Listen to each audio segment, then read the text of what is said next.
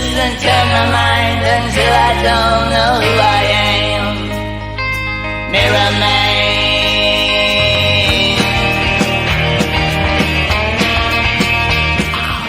Good evening and welcome to a new edition of the Arsenal Opinion Podcast. We are live right after the Chelsea game at Stamford Bridge. It was Arsenal 1, Chelsea 1. I'm joined by Johnny Cochran, who is rocking festive gear before December starts, so it must be an important day. We love that Christmas jumper. I've got Matt Candela wearing that glorious away shirt.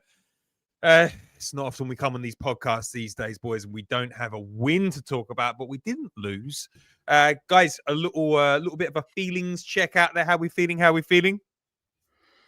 I think sometimes you can look at it and say you got to give credit to the opponent, because anyone that thought we were just going to run through Chelsea got a rude awakening. They're a serious team, and I'll be honest with you, that's the best team that we've played in the Premier League this year.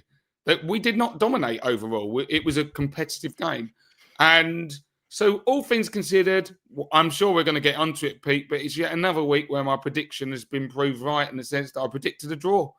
I don't think it was that unfortunate. You know, I thought it was always on the cards that might happen. And overall, I think it is a good point. On to the next.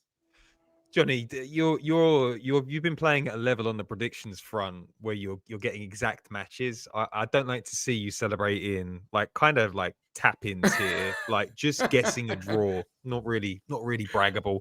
Matt Candela, you've been in pragmatic form all week. How are you feeling right now? A little bit disappointed, to be honest. We'll get into it in the hot take and all of that sort of stuff. But I think the big news today was that Saliba was missing. And as soon as I heard that, I really worried about us today's game, because I think you can afford to lose one of them, but I don't think we can afford to have both out for any stretch of time, especially not in the big games. And I think if Saliba was fit today, I think we win that game. But I thought you saw it today. We looked not good in terms of in possession build up. I think you can get away with Hincapi or Mosquera when they're partnered with Saliba or Gabriel, but without them, we look like a top 4 team rather than a league championship winning team, in my opinion. Agree. All right. If you're watching this podcast on Twitter right now, go to patreon.com/the Arsenal Opinion. We only give away 20 minutes for free.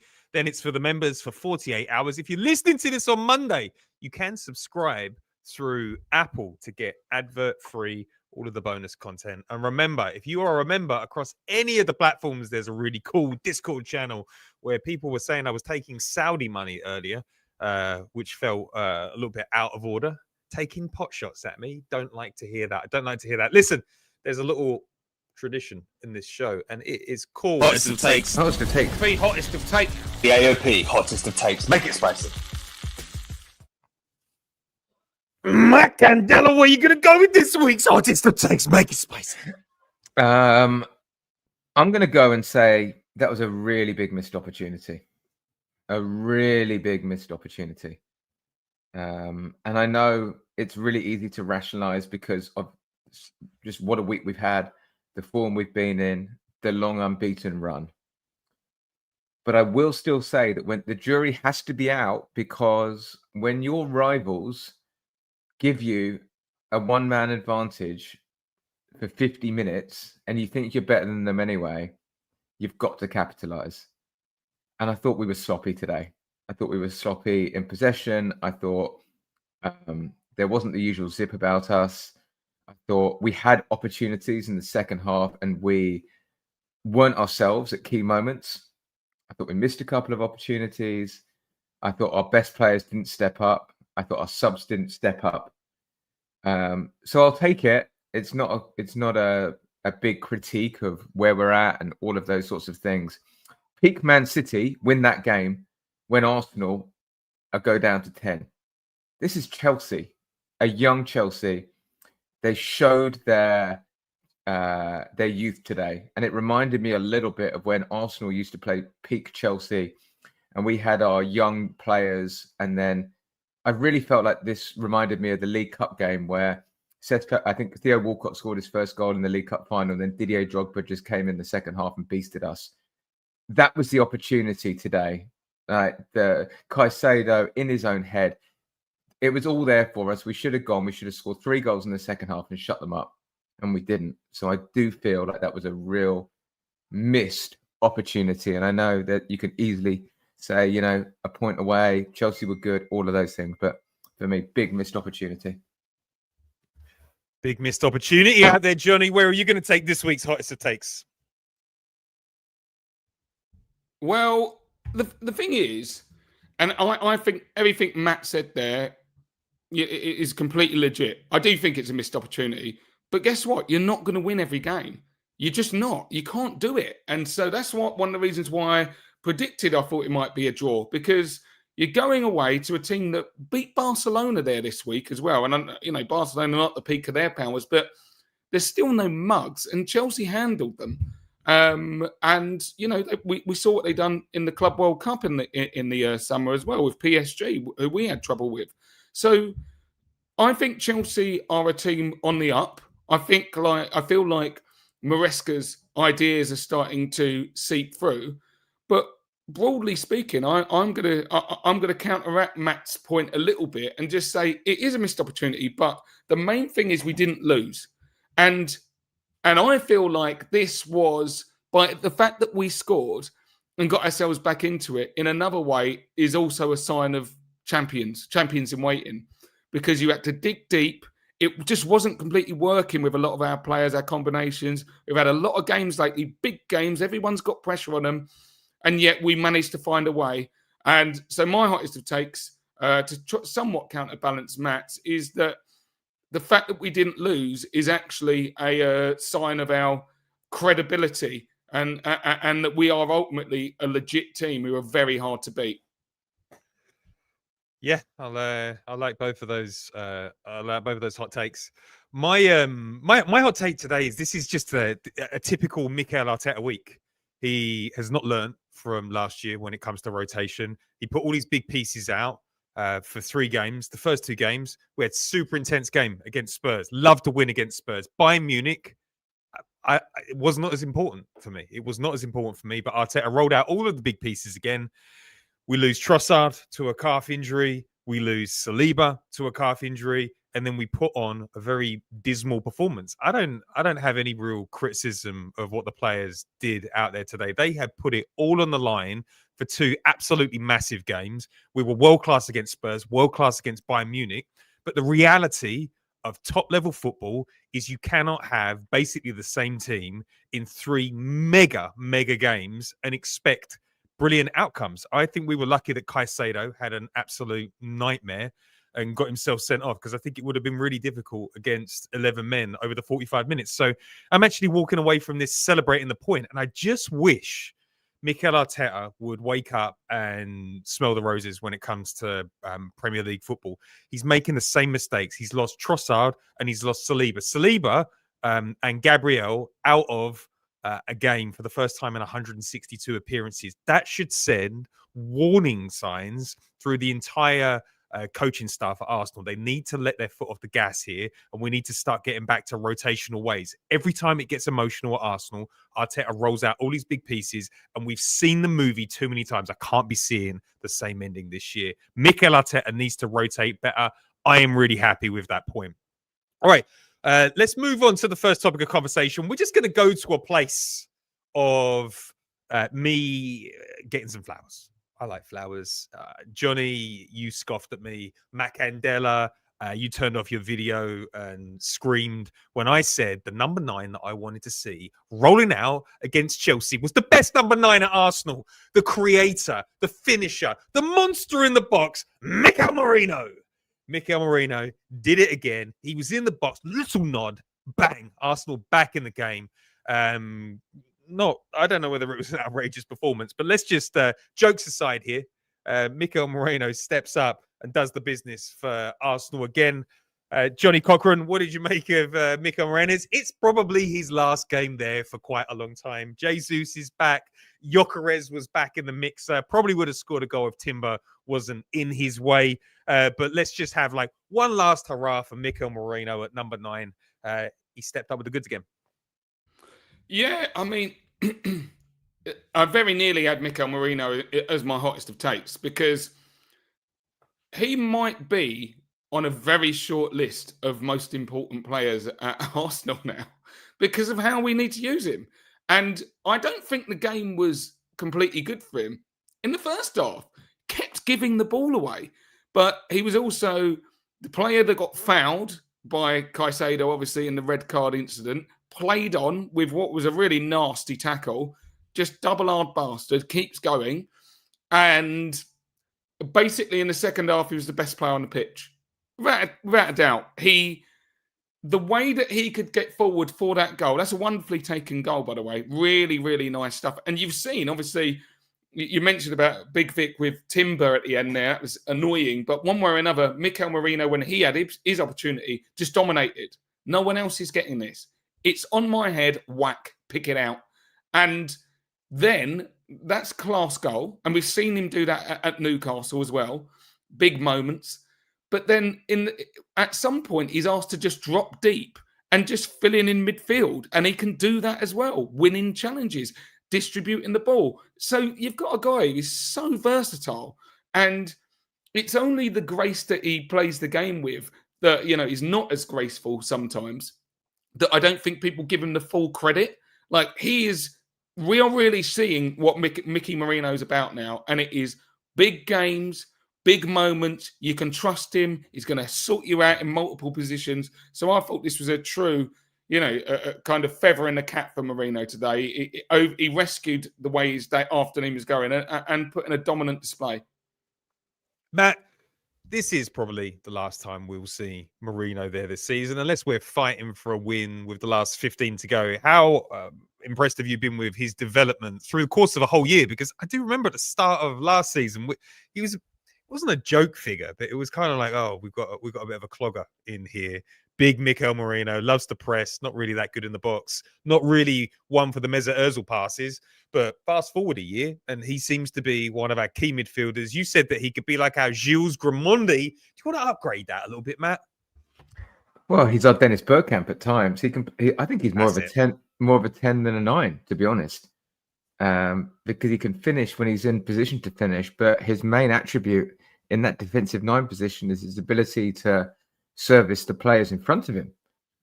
He just drops behind them, and then it's just winning things, these little give and goes, the passing, the interplay around the box. I mean, I don't know if we've seen Kai do it as well as Marino's done it. Kai's done it slightly differently. He's more of a focal point, more of a 9. Personally, I wonder if this is a little bit more interesting in terms of bringing other players into the game. He's been absolutely phenomenal. It felt like he was going to get a big goal this week because he's been so good. He's played such an integral part in all the games. You say this is the last we're going to see of him in a while. I don't think it is. And I think that's twofold. I think one is he's playing that role so well that he's in contention to be playing games there now, regardless of who's fit, I would say. And then the other piece of it is I don't have any faith in Arsenal keeping players fit. Someone said, do you think Arsenal can win the Champions League to me today? And I said, I think it all depends on who we've got fit at that moment when we play the big games. But there's a problem. We've got a real problem going on. When Saliba is getting injured in training, in this week you've got to start asking questions about what's going on. I don't even think you have to start asking questions. We've been asking them. We've been asking them for a long time. What are you doing out on the training pitch in a big week like this? Why do we need to be training? This is crunch time. This is 3 games a week. All of the hard work that you've done through the summer, that you've done in the early season when you don't have the Champions League, everything's set. If you've got players out on the training pitch, you're an absolute madman. And the shame of it is, Mikel Arteta was already a madman. Then he hired someone even crazier than him. We love Gabriel Heinze. I love what he's doing for the mentality of the squad and the aggression on the pitch. But he is a madman. He's egging Arteta on, and I just think somebody's got to step in. This is where Andrea Berta needs to earn the money. He needs to get a graph, and he needs to show the difference between Liverpool and Arsenal last season. He needs to show the difference between Arsenal and Man City the 2 seasons prior. He needs to show Arteta his injury record over the last few years and remind him, I didn't build out a big squad so you could break players. I built out a big squad so you could rotate players, and you haven't done any of that this week. And this third game against Chelsea has cost you. It has cost you. But Mikel Merino, like, I agree, we probably will see him back there. Like, are we going to keep Jesus fit all season? Probably not. Kai looks like he's gone from being completely robust to injury prone. And Victor Gyökeres is literally one of the most robust players in Europe. I think he's had over 100 appearances across 2 years. We've had him for 3 months. Bang. He's already doing hamstring injuries. So a bit of a shame there. But Merino, I thought the finish was brilliant. He's so deadly in the air. And it's also great to have a midfielder in that 8 position that you can rely on, probably for 10 or 15 goals this season. So he's showered himself in glory. Agree with Johnny. I think he's really important. And agree with Matt. He is actually the new Dennis Bergkamp. Do you know, if I was going to compare him to a striker, I don't know whether this is a little bit far-fetched here, but he's probably more in the mold of Olivier Giroud. Like, he's not intense enough or fast enough to really lead the line over, 30, 40 games. But Olivier Giroud was very good at, like, dropping deep, connecting players, bringing the best out of others, and he was brilliant in the air. And I think Mikel Merino maybe has some of that Olivier Giroud about him. What do you think of that? Similar, but I think Merino might have more goal output. I like that. I like that, man. Giroud scored some big goals, though, didn't he? And he actually scored more than what I think. The thing about Giroud, though, is he didn't score in big games. Well, yeah, I mean, he would go high. Marino's a big game. He's a big game hunter. As someone said in the comments. Okay, all right, Matt, lower your screen a little bit so your head's in the middle. You got some of that dad angle when your dad puts his MSN photo up. All right, let's move on to the biggest topic of the day. We can lose Phil, but you can't lose Grant. EastEnders just isn't the same unless you've got at least one of them in the mix. The last time we had a centre-back pairing without either one of them involved was Southampton in a dead rubber at the end of a season 160 games ago. Unfathomable that we would start with Hincapié and Mosquera.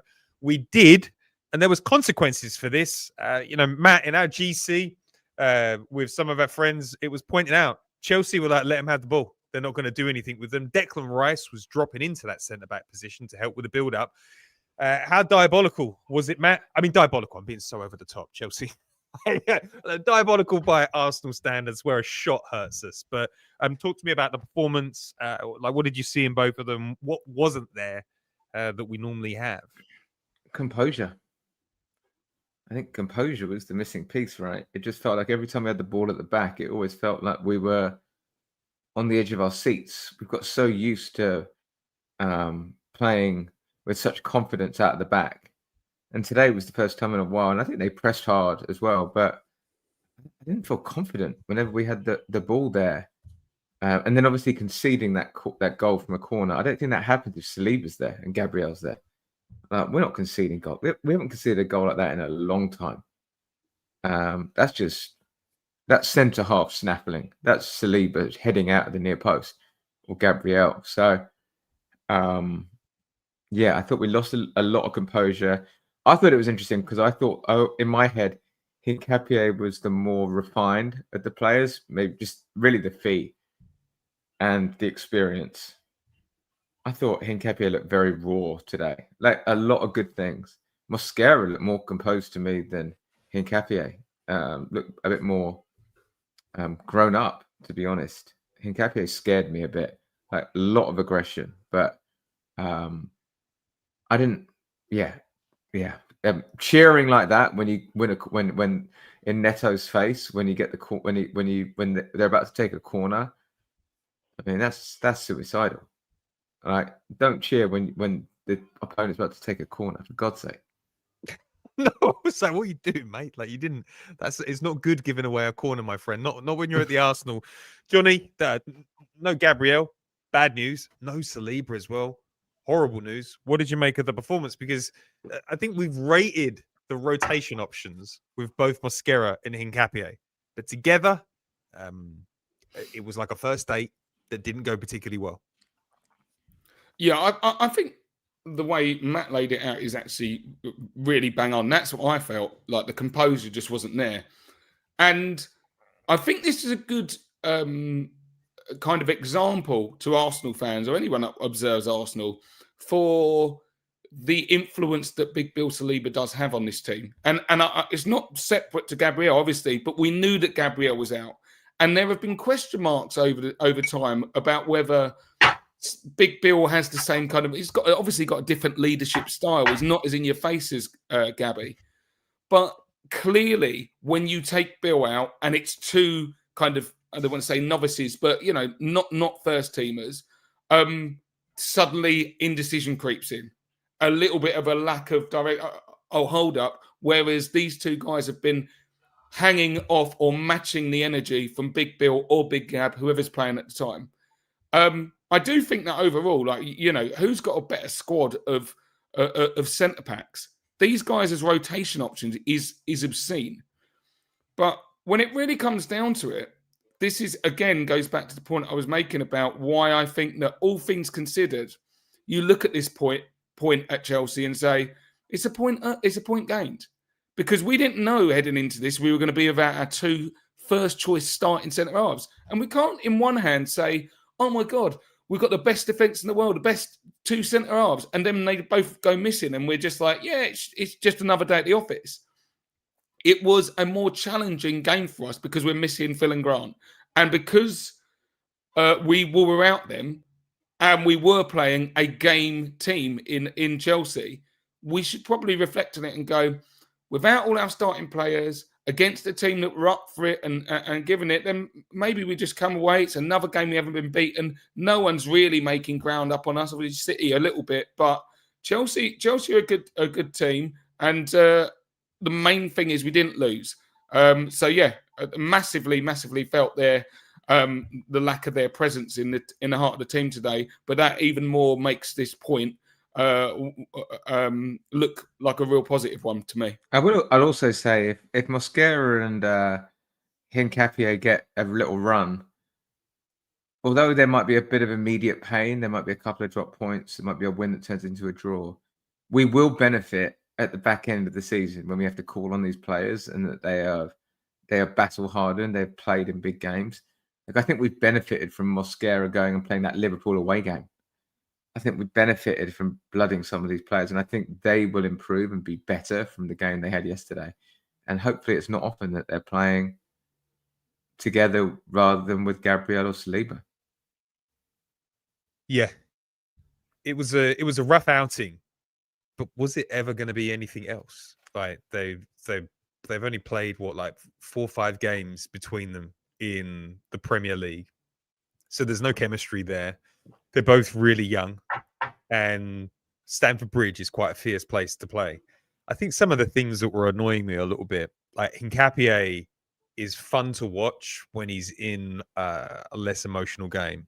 I didn't like some of the behaviors, quite a lot of slide tackling going on, and I don't always favor that. I feel like slide tackles are good for the Championship fans. When you're a Premier League player, Saliba's not slide tackling. Big Gabby's not slide tackling. I think you lost control when you have to dive in like that. Totally agree with Matt. I did not like riling Neto up heading into a corner, especially after we'd already conceded from one. And I think Hincapié gave away the free kick that led to the corner. Again, not a fine moment. And I think the biggest concern was we thought they were both really good at passing. We thought, we're like, Hincapié's got the moonraker passes, like he's got deep range. He's got Leverkusen range. He doesn't have Arsenal range right now. And I'm sure that will develop, but he was not a Saliba, a Gabriel, or a Ben White out there. And I also kind of yearned a little bit for Ben White. I'm like, wow, he's not getting on the pitch at all. So, but not a centre half. I think Ben White hasn't played centre half for many years now. So I don't even see him as a centre half option. I think Jurrien Timber is a centre half option before Ben White, to be honest. But Ben White not getting on the pitch at all with the experience that he's got. He was bought as a centre half, and to not get on the pitch at all. I mean, it kind of says to me that he's dipped quite a lot in the pecking order. But But I would I also would say what it also tells us how fucking great are Gabriel and Saliba. Yeah, I mean, literally the best in the world. I think Johnny's point, they're the best in the world. You know, I'm in the Discord and people are saying, what a disaster. These two aren't at the level of Gabriel and Saliba. I'm like, of course they're not. Like, it's like Haaland going out of the team and saying, oh, you know, next man up's not as good as Haaland. Yeah, well, obviously, Haaland's played $1 million a week. Big Gabs and Saliba cost $500,000 a week to keep them sustained. So we just got to hope they get back into the team. But my I don't know about you guys, but you know, we're heading into a week that has Aston Villa and Brentford. Even if Saliba looks like he could be fit for the Brentford game, wouldn't you just rest him? Wouldn't you just be like, take him out of contention? I would much rather have Saliba fully fit, refreshed, heading into an Aston Villa game, which is likely to be much harder. Like if you can't rest him for that Wednesday game, I think we're in trouble. And I think Arteta's been given a light warning here. If Saliba's calf injury or whatever he's got is a light problem, we've got away with it. If Trossard's injury is a light injury, we've got away with it. Don't threaten the footballing gods by playing them all on Wednesday. We need to have a serious amount of rotation because you know other players that were kind of non-existent today. Eza, absolutely nowhere. Zubamendi spraying all sorts of odd passes around. He really didn't look at the races. Guys, well, what did you make of our creative output today? Balls heading into the final third, build-up play, generally very off. Do you think that was just a tough week? Or do you think that was Chelsea were actually pretty good in the press? They were closing off angles. Like their intensity was high out there. Johnny, what did you think? The thing is I genuinely thought it was the kind of performance where it's like we've just had a really big week. We've just beaten Tottenham again, back in your box, smashed them. Felt very emotional. Felt like a coming of age moment with Eze in particular. Then we know that Bayern Munich, the apparent best team in the world, were coming to town. Another massive stage, and you're on a little bit of an emotional high. These players are human at the end of the day. You do get caught up in things. You're riding high, and they would have known Chelsea was a big game for sure. But it just felt like they look leggy out there, and when you do look leggy, the first thing it shows itself in is the attack, a lack of cohesion and fluency, because you need players to be, you know, mentally switched on, reading each other, because the chemistry is what creates the magic. And so once you start getting people who look a little bit tired, then that can happen. But the positive is that we have players returning from injury in the form of Big Vic. Obviously got 20 minutes. We can talk about his performance or cameo later maybe. But the fact is he is now back, and you would expect him to be able to start against Brentford, you know, get back into it, or certainly play meaningful minutes. Kai Havertz, we understand, is buzzing around, you know, and should be back soon. And obviously Gabby Jesus, we mentioned about. So the cavalry is arriving a little bit. And at some point, when you're waiting for those and you have got injuries, you might drop some points. So that's why I think all things considered, it's a little bit explainable, I would say. And let's be honest, we still managed to rally enough to not get beat.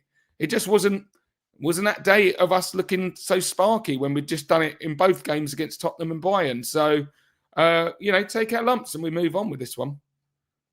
Matt, Eza, a little bit quiet today, but he did have a good week. What did you make of our sort of creative output? It was a little bit off the mark, not quite as zippy as we normally are. Yeah, I thought that this is what the bit of where I feel that there was a bit of a missed opportunity, because there was a moment when we were ready to kick on and win this game 3-1. And I thought Martin Odegaard was brilliant for the first 7 or 8 minutes when he came on, finding those pockets of space, releasing the ball early, passing well. We were getting on top. But in the end, we just sort of handed the initiative back to them. Some poor decision-making by Saka. Madueke was smiling and laughing, did not appreciate that performance at all from him. Don't know what he was at, misjudged it. So we just couldn't get it done from an attacking standpoint today. We've got a lot of players coming back. I think the disappointing thing about today was that there are some question marks got answered. It was, can Eza do it 3 games in a week? It was, is Martinelli good enough to start? It was, is Madueke truly an impact sub when the pressure's on? Or Don't answer the whole podcast in one go, Matt.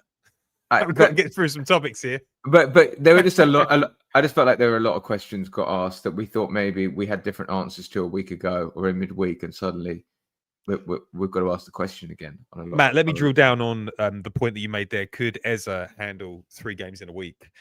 Do you think it's unfair to expect any player to hit the level Pete, 3 times a week? You know what I did? I just had a look at Chelsea's lineup for the last 3 weeks. They played the same team all week. No, they didn't. They made did. 5 changes from Burnley to Barcelona. They played Burnley. Against Burnley. They They had Sanchez, James, Adarabio, Chalobah, Cucurella, Enzo Fernandez, Pedro Neto, Joao Pedro. So Andre Santos came in, Gittins came in from the week. 5 changes for Barcelona, and they played against 10 men for 40 minutes. Honestly, I think we're imagining more changes than there were. That was a definite. I wrote it out last night. But my point, Eza, should he be able to play 3 games in a week of that level?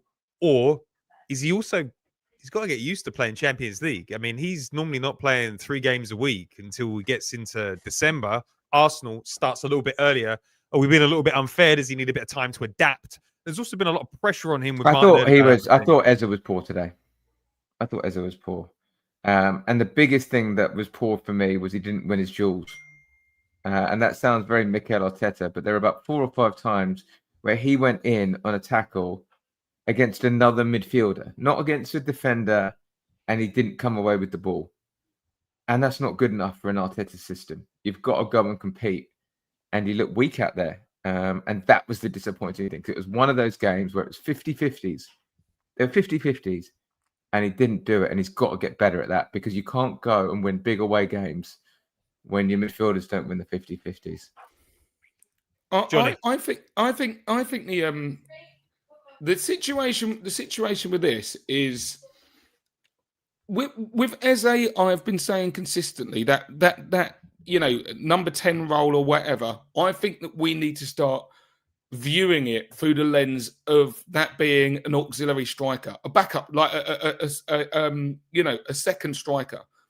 And when you do factor it in like that, then I think one of the biggest issues out of a game is Eze. Do you remember a few weeks ago when Big Vic came off and he didn't have a shot on goal? And you're like, no, I don't care if you're shanking them. You have to have shots on goal. Well, with Eze, I think for what he does and what he brings, he should not be coming off the field without having had some decent efforts. Like that has to be something that he brings. And so in a game like this, where it was about physicality, these are the kinds of games like Newcastle away, where you have to match a level of intensity. Eze always, he needs to be having shots. He needs to be endangering goals to justify his inclusion in the team. And that's the aspect of it I didn't really like today. I thought he needs to just foreground himself on purpose. Like I'm the guy. I've got 10 on my back. I will be smashing 2 or 3 in this game, and I don't know if they're going in, but I'm hoping they are. And if he was playing in that way, I think we'd forgive, a couple of missed challenges or whatever else. But if you're not adding the danger, then yeah, in a game like this, it looks like it passes you by. I think you're both being a little bit unfair. I think he was magnificent against Spurs, magnificent against Bayern Munich, and I think that those are emotionally draining games. And I think there's been a lot of pressure put on him with Martin Odegaard out the side. He's been playing in multiple positions. There was always going to be a drop. These players are human. Comes off on 72 minutes. Odegaard coming back into the mixer is going to make the freshness of Eze a lot more prolonged, as it were. I think that we have to just say, Arteta, fuck this. And I think that any criticism of performances of players that have been playing in those previous 2 games, I think you have to put it to one side a little bit. I'm happy that we escaped the game. I would love to see Eze do a little bit more, but we also need to remember Chelsea are good. and I know that we've come back to it a few times on this podcast so far. Chelsea are right up there. They've spent a shit ton of money. They're experienced. They've had the same coach for a prolonged amount of time. They're going to be difficult to play against. They're not going to let Eza do what he wants. And I think that's just how we're going to roll. Let's move on then. Let's actually just talk about Chelsea. Let's talk about this red card, because I think all of what you're saying is completely reasonable. But we played a team with 10 men for 60 minutes. Yeah, like you're giving them the leeway for playing Barcelona. But we played a team who have had a big week, who were down to 10 men, and that's when the handbrake. That's when the beatdown needs to be delivered second half today for me. Yeah, Johnny, let's talk about Chelsea's tactics to start with. Let's get into that. Chelsea, why don't we just talk about Rice versus Caicedo, because I actually think that this is really important. The big conversation before the match was all focused on Rice versus Caicedo. Caicedo, 120 million, Rice, 105 million. Arsenal were in for both. Chelsea were in for both. They got split. There's been talk all this week that Arsenal actually wanted Rice and Caicedo in the same midfield. Caicedo had a shocking year, I think, last season, or the start of last season. He wasn't very good. This year, he's been brilliant. He's getting a lot of attention. And people are questioning him, who is the best? And I just wonder whether Caicedo had been reading a few too many of those headlines, because he came out like a man possessed. It was like watching Coquelin back in the day, thug it up in midfield. It was not a good look. He made 3 or 4 fouls and he got sent off. Johnny, do you think Caicedo notched himself down a few places in best midfielder in the Premier League a little bit? Do you think the whole affair got to him, or do you think Chelsea just set out to thug it up today? That's a good question, because I think there's actually a few different parts to it, to be honest. Firstly, I don't think he really tarnished his reputation too much, Caicedo. I thought he overall had a pretty good game, but he is actually this kind of player. He does launch into challenges. He's a bit of a reckless guy, but we've seen him also bending things in the top corner this year a couple of times. He's a classy baller as well. He's not just some thug, but he has this in his game. I thought that one of the players to come out with some good grace out of the game for Arsenal was Declan Rice. I thought that he started dominating when Caicedo went off, and I think he gave him all he could handle when he was on as well.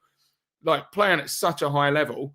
There are other players, some of them we just spoke about, who didn't seem to kick on and sniff the blood in the water. But I thought Declan Rice played at the level where he deserved to be on a winning team today. But Caicedo, this comes back to the fact that, and I was going to kind of bring this into the Chelsea thing, but you can go with it with the Caicedo point. Chelsea are a good team. And as I was watching this, I started to think about, I think we're going to win the league this year. And nothing I've seen in this game has made me think any different, obviously.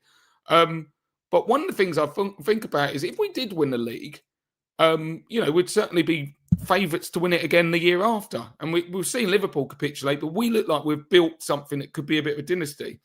And who will be the team challenging us in the future? And what I saw today was, I was like, I actually think Chelsea might be the guys that we're duking it out with in years to come.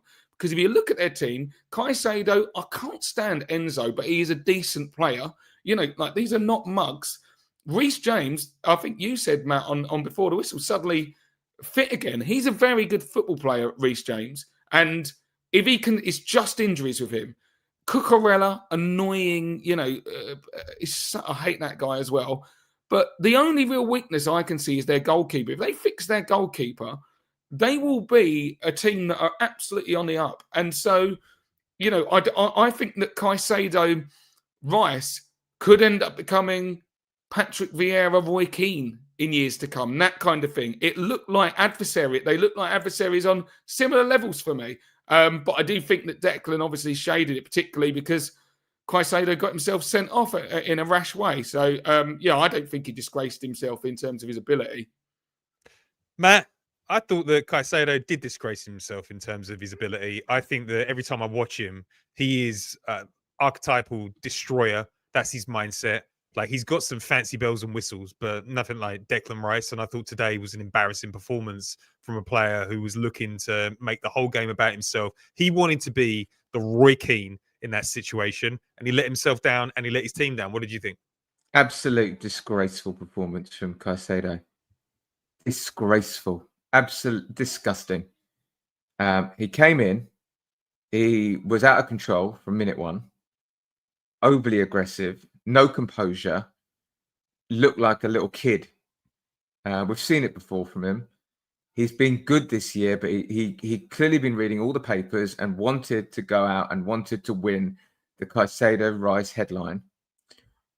The best thing that happened was Anthony Taylor didn't book him. Because the best thing Anthony Taylor could have done was book him early and say, calm down, son.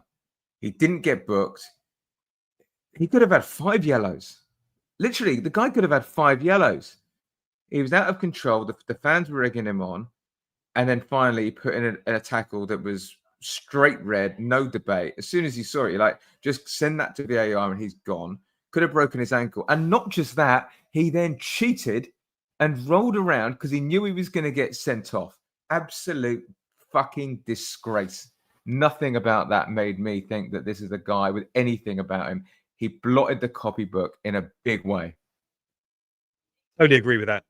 Such a silly performance. You know, another player that I thought was playing on the edge as well, Cucurella, was doing the same. You're like, what are you doing? How are you getting away with this? Just, I understand. This is what I was saying about Arsenal. It reminded me of when Arsenal were Project Youth, and we would do that to Chelsea, and we'd even go 1-0 up, and then we'd end up. Do you remember that League Cup final? We got about 3 players sent off. We'd lose our heads. If we showed some composure today, we could have had 2 or 3 of them sent off and won the game comfortably. We're just not quite there yet. We've still got that level, and hopefully over the course of the season we can. But they're 3 years behind us. Honestly, I really think it in terms of maturity. Good players, really good players, but stupidity. And Caicedo and Cucurella encapsulated it. Both, like, I can't even believe people are talking about him in the same breath. As Caicedo that was shocking, embarrassing. Johnny, my thing is that it's to be very clear, a disgusting foul, straight red card, and that was, it was just stupid. Like, what are you doing? Like, calm yourself down. Couldn't agree, Matt, more in the sense that he could have been sent off twice in this game. He should have been booked early, just doing a madness all over it. The first push just shoves Marino over right in front of the ref. He doesn't even get booked. He wasn't playing with his brain. And I agree with you, the premise, Pete, that he maybe was playing the occasion or reading the papers. But what I'm saying is obviously he plays a little bit on the edge. But in terms of his actual ability, he can, this is not someone who's having just a random kind of a purple patch. He's a good player. And I don't think that you looked at that game and like, oh, he can't pass well, he can't shoot, or he can't, but he was ill-disciplined today. And that is one aspect where you, without a doubt, would have Declan Rice over Caicedo. There's clear daylight, because Declan Rice's temperament is that a lot of people see him as, the leader of the team. So there's a clear, demarcation of ability when it comes to just keeping your head and being disciplined. But I do think, I don't come out of that game and go, oh, he's shit. Like, I don't. I just think he... Oh, no. I don't think anyone's saying he's a £120 million player is shit. No one's saying he's shit, but this was the moment, and you step up. And to do that, it's like, it was embarrassing. And it's just immature. It's just like, what it tells you is he's not a mature player yet. He's got all the technique. He's got all the skill. He's probably going to get there. He's a fantastic player. No one's saying that, but that's an issue. That's a major issue.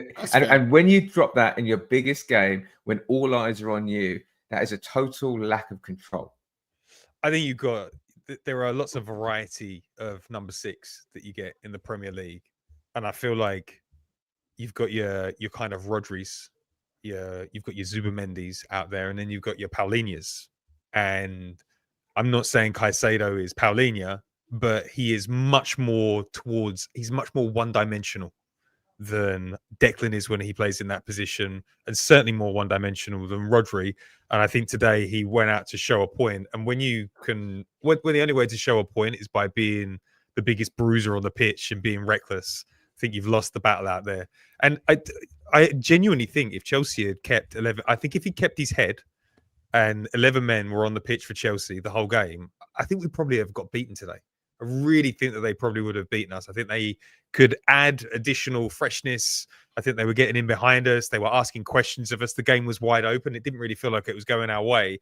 I think 10 men saved the point for us. So thank you, Caicedo. But also, straight red now misses 3 games. What are those games? Leeds away. Oof. Bournemouth away. Oof. Everton at home. That is like it's like old Arsenal. It's disciplinary. Very Granit Xhaka sort of thing to do. It's very just, Granit Xhaka. It's just stupidity, and they are going to feel that because he's their best player. Yeah, no, that's a really good point for sure. And to be honest, his performance was indicative of where Chelsea are at this stage. I do think that you guys might be a bit flippant about them. As people in the comments as well don't seem that impressed with Chelsea, but ultimately, I think they do have the kind of personnel to be a side that contend, but they're just not mature enough yet. And they haven't gone through those processes. But, I think Maresca isn't a mug. He's not Mikel Arteta, but he's clearly got a vision of football. And he's improving them. You can see they are improving. I used to feel like we'd go into those games just completely dominate. And I don't think we dominated today. It's a competitive game. So, I do think that they're going to be stubborn over years to come. But they will have to mature for sure. All right, let's talk about a couple of players that didn't really have good performances out there that we thought might be consequential. I had the feeling that Madueke was a man that plays with a chip on his shoulder, and the opportunity to unleash his pettiness against the club that, let's be clear, they tried to get rid of him 2 seasons ago. No one bit. Then Arsenal stepped in with a £35 million bid this summer, and we brought him to Arsenal. He's been really good so far. I thought when he came on, this could be a really interesting narrative arc for the game. I thought he was going to own the situation. I thought he was going to be totally unfazed. He was absolutely dreadful. He looked overawed by the situation. He did not like booing. I think he's sort of his tell that he was struggling was the smiling. I don't think he felt good about being booed. I don't think he felt good for Chelsea players trying to lump him, and he did absolutely nothing all game. It was a total waste of a sub. And I'm thinking back to Gabby Jesus. I'm sure Gabby Jesus has scored 3 goals with Chalobah in the team last year. Much more unpredictable. Matt, I would have gone with Gabby Jesus. Madueke was an absolute failure out there today. It's a shame to see because I think he's made a lot of progress for Arsenal, but that was not his best performance. What went wrong? Well, I wouldn't have gone with anyone else because ultimately Madueke came on, was brilliant against Bayern Munich, played left, played right, and now you're up against your old team and you're thinking, go and punish them. And he came on, first couple of minutes, looked sharp, good touch, tight. And then I don't know what happened. It was like he didn't know where he was, whether he was Arsenal or Chelsea. It was exactly... It was a performance that will have every Chelsea fan going, well, that's Madueke. I mean, we've seen this. Like, I don't know what are you surprised about? That's what he is, and that's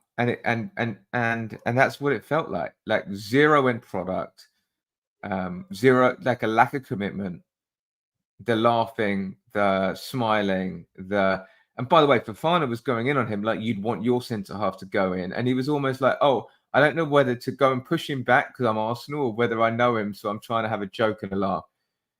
You're going to have to grow up. You're going to have to grow up, son, because you're at Arsenal now. And that was a waste of a sub for us. And the game was there for us. And these are the games. If you want to be starting left wing, right now you're a super sub because you're not getting near the first 11 on those performances.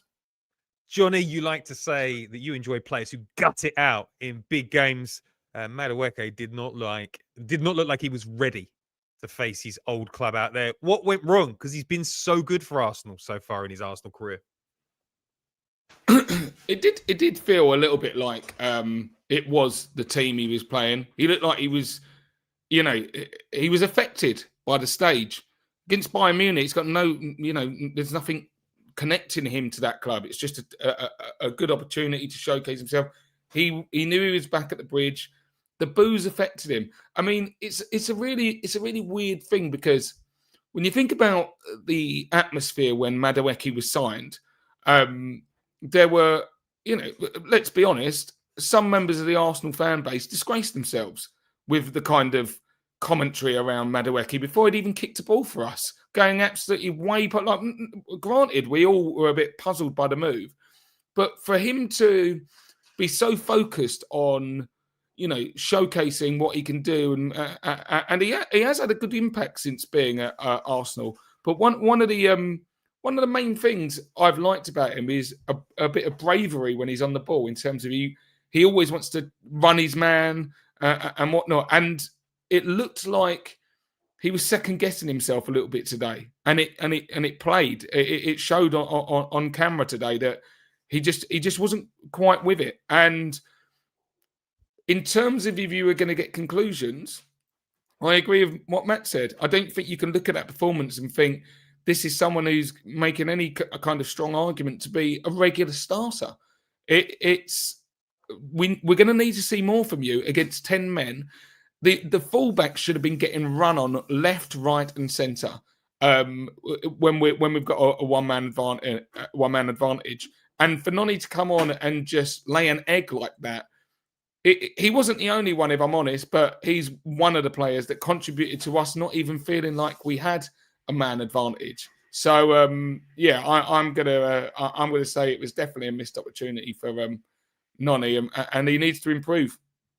The Sin City, the yellow bastard in Sin City, thrives off of the screams of his victims, and I kind of, Cristiano Ronaldo epitomizes that. Loves the haters, thrives off the haters, wants the haters there so that he can celebrate in front of them. And I always got this impression that Madueke was that guy. Doesn't really care, actually enjoys facing down the doubters. And I just was shocked by the performance today. I thought, 10-man Chelsea, you're going to use your power, your pace, your brilliant skill in 1v1 situations, and you're going to create a moment for yourself to be like, fuck you, look what you're missing. And he didn't do that. It was it was so far the opposite. I thought he was a gift to them. He was giving the ball away. He wasn't winning his duels.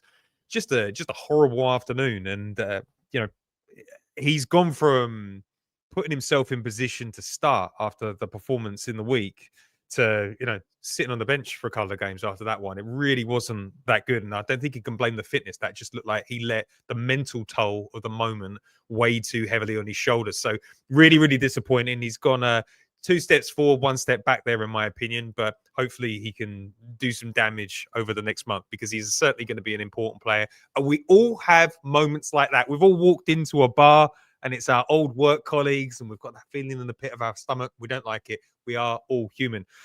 All right, let's talk about another one. We don't like to do this because it's a teenager and he's an Arsenal player that we all absolutely love. But we've been questioning some of the Miles stuff all season. He came on for Calafiori. Pray it's not a Calafiori injury. But Miles Lewis-Skelly came on at half-time and he lost a lot of his duels. He got a booking very early on. He didn't look like he was keeping pace with the game. I think it was Neto was getting the best of him.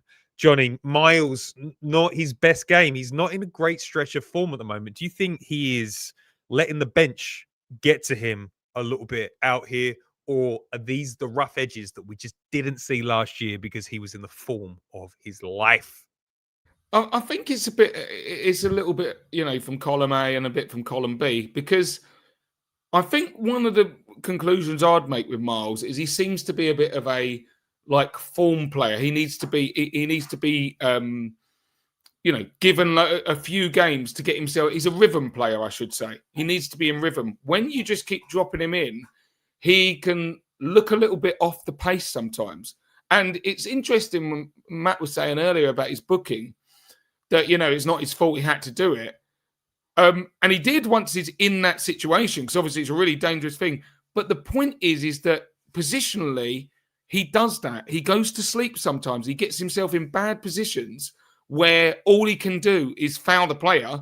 And we saw it against United where he got sent off because it's like, you shouldn't be doing that, mate. Why are you there? You positionally, you're not quite at the level. If you want to talk about the difference between, Ricky Calla this year and Miles, it is, obviously Calafiori's been unbelievable, but defensively, he does not get caught out of position anymore. And he is aggressive. As soon as people are on the ball, he's into them and he's physically imposing. Miles still has, I know, he offers a lot by stepping into midfield, but positionally, from a defensive point of view, he can have brain fart moments and it can look very last ditch and stretched. And I think one of the ideas is a young player, obviously, and young players are allowed to, this is part of what it is about the development. They are going to have, ups and downs. I think anyone who can't have a little bit of patience with an 18-year-old is not being realistic. But with that being said, I think it might be a case that if he was playing regularly, he would be in that rhythm and we'd see the kind of displays we were seeing last year because he was being forced to play every week. But now when he's coming in, for odd games, sometimes he gives you moments like this where it looks like, yeah, he can be a little bit of a weak link in certain moments, and discipline is a problem with him as well. But overall, he's a phenomenal player, a wonderful talent and prospect.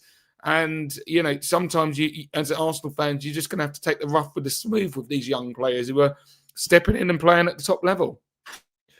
Matt Thomas Tuchel got under his skin a little bit, saying that he had to play minutes. A lot of people said that was unfair. That made a lot of headlines. Chelsea obviously put in some rumours into the ether saying that they're very interested in inviting him to the Chelsea project at the end of the season. Do you think this is just what happens with young players? And like Johnny, we have to take the rough with the smooth. And what can he do to improve his output out there? Because it was a little bit shaky today and he didn't look his normal confident self. I don't think it's, I think the bigger thing is I just think there's a bit of a delta between him and Calafiori. And that's less down to him and more down to how good Calafiori is now. Like, wow. I've been saying it since before the season. He's my dark horse. He's just like so good. And he just owns that whole channel down the left-hand side. So I think a lot of it is just the unfair comparison between the two of them. I thought the one thing I will give Miles a lot of credit for is he put himself in a tricky position. He got put 8 minutes after coming on. And after that, I don't think he put a foot wrong. So I think you need to say that because it was like, oh, fucking hell, I can't believe we basically brought a player on because our other one got booked. And now this guy's booked in 8 minutes. He showed some real composure. And I think he'll learn from that. This is not an easy game. Arteta clearly trusts him. He's playing against Bayern. He's playing against Chelsea. He played half the minutes this week. In our biggest week of the season, he played half the minutes. I think that tells you all you need to know about what Mikel Arteta thinks of Miles Lewis-Skelly. It's going to be all good. And by the end of the season, I think he's going to be pushing hard to be starting. Okay. All right. Let's finish out the podcast with a little view of the Premier League table. We brought it up. If you're not watching this on video, you should get on it right now or Google and look at the table. Arsenal sit top after 13 games, 30 points. Manchester City got a lucky win at Leeds. They're on 25 points. Then you got Chelsea on 24 points. And Aston Villa next weekend is now a top 4 game. They've come back from a long way down the table. And Unai Emery has got Villa purring again. We've also got Brighton in 5th, Sunderland in 6th, Man United in 7th, and Liverpool in 8th. What a Premier League table we've got here. The league is so strong. Matt, are you comfortable where we are right now? We can't win all the games. Is 5 points clear of Manchester City at the start of December pretty good going? And would you have taken that at the start of the season? Of course I'll take it. 5 points clear, but my God, it's going to be tough. This Villa game couldn't be coming at a worse time. I have to say, do we know who Villa have got in midweek? Brighton. They got Brighton Brighton away? on Wednesday. Yeah, which is Brighton away, away, okay. which is perfect. Okay, so that's pretty good. That's as far as they can travel. Yeah, and a tricky game against a team in 5th. So that's a good game for them. We've just got to get the 3 points on Wednesday. with the least amount of effort exerted. And then I think we've got to beat Villa because you've got to beat these teams. And we haven't won away in 2 now. So huge game, the Villa game now. Johnny, do you know the annoying thing? I don't know how this happens with the fixture list. We've got Villa twice this month in the Premier League. Twice this month. We finish out at the end of the month. That is a nightmare. Why? How did that happen, Johnny? I don't think you've got the answer. You don't need to answer that question. Just answer me. Looking at the Premier League table, 5 points clear of Manchester City. Liverpool absolutely in the mud in 8th. And then the gap between 1st and 4th is only 6 points. If you're looking at that table and you don't like it, then what are we all doing this for?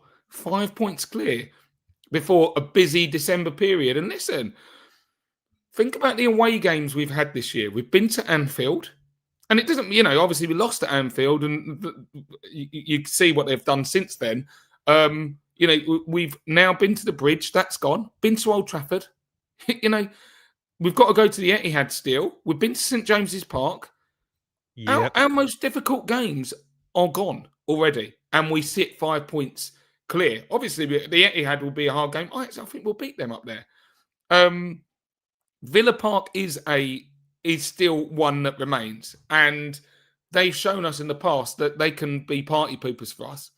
They can give us issues, and Unai Emery, obviously, there's the extra baggage. There's the blood feud with Pedro, which he obviously still drives him. He takes it seriously as well. He takes it seriously. He does, yeah, he does. You're on a dartboard at his house for sure, and either way, he loves to play party poopers. So this is not a formality by any stretch. They've clearly returned to form, but if we were to beat Villa, and I tend to agree with Matt in terms of you got to go out there and really put a marker down. But really, like if we didn't win there, the pack might close up a bit, but we're probably still going to be 4 points clear at the top or whatever. And then you go into a run of. I'm not saying I want that, obviously, but we are in a commanding position, particularly with the games that we've played, particularly with the injuries that we've dealt with, and we hopefully will have players returning. New ideas, new options for Mikel Arteta. We're coming to the end of our Champions League run where there's we get a round off because we're obviously going to be in the top 8. So you look at that league table and there's a hell of a lot to like. And I do think that we will have upcoming opportunities, got to beat Brentford, got to. And then if you can do something against Brentford and do something against Villa, we're just back in that situation where we're going to look inevitable. Mystic Johnny, I've got a little prediction. I want to get your point of view. It's a big midweek schedule. We've got Brentford at home. I'm going to put a prediction out there. I want to get yours. I think Chelsea are dropping points at Leeds on Wednesday. And then we've got City away at Fulham. I think City are dropping points at Fulham. Yep. And then Liverpool are playing Sunderland at Anfield. I think all 3 could drop points on Wednesday. I absolutely agree. Now that Man City game, that is a difficult game for them. You've got to remember, Man City are having life and death with Leeds at home. This is not part of the thing about how I feel about that result today. It's who's looking scary, who's looking like they're chomping at the bit. What, Liverpool now they're back in the top half? No. 9 points off us. Chelsea, not with that. Now they're going to have a game missing Caicedo, 3 games missing Caicedo, expect drop points. So I think absolutely we have to take care of business with Brentford. And then I think that our lead will grow because definitely I think there's going to be some really tricky games. We're in that period where it's silly season. You're playing all the time. People can drop points where you wouldn't expect. And I think that we're going to have the opportunity to really start twisting the knife at the top. Love that confidence. Love that confidence. If you are listening to this podcast right now, that means that you are a member and you decided to help support this podcast. We want to thank you for that. Bit of a rough day out there today, but I think we got through it with some good conversation. If you're listening to this on a Tuesday. That means you're not a member, and you can go to patreon.com/the Arsenal Opinion for advert-free bonus content, and you get it all early bird, and you get involved in that Discord. Johnny, what were you going to say? Pete, just a quick shameless plug. Obviously, I do my comedy podcast. If you like and listening to me, want to listen to a bit more, I'm doing an Agony Aunt comedy podcast with a friend of mine, Tawana Main, great comedian, and it's called A Troubled Shed. So you can download it, listen to it wherever, Spotify, whatever. And yeah, it'd be nice if you do like and subscribe and all of that jazz. But shameless plug, as I say. Do you do hottest of takes on that podcast? No, I don't. We should actually get involved. We should do hottest of takes. Maybe I'll throw a random one in there. Make it funny. Yeah. Matt Candela, you doing any side hustle podcasts? Anything that we need to know about? You selling any art? None, mate, none. But we will be podcasting all week because it's another massive, massive week. We've got Brentford, we've got Villa. We're 5 points clear. I'm feeling really bullish about where this season is headed. I just want Mikel Arteta to just take it a little bit easy. I want to get some of these players back because it feels like one in, one out right now. Agree. We need these centre halves back. We do. We need those centre halves back. We need to have a nice bit of rotation against Brentford, and then we really need to come out the gates against Unai Emery. I cannot have him hurting me again. Johnny's going to be back with his ratings probably tomorrow, so you can get your little fix there. And then we will be live on the whistle on Wednesday. There'll be a therapy on Thursday. There'll be a before the whistle on Friday. And then we'll be right back at it again with more on the whistle magic. On that note, I'm going to find the music, going to turn off the loop, and we're going to say ciao for now. Ciao for now.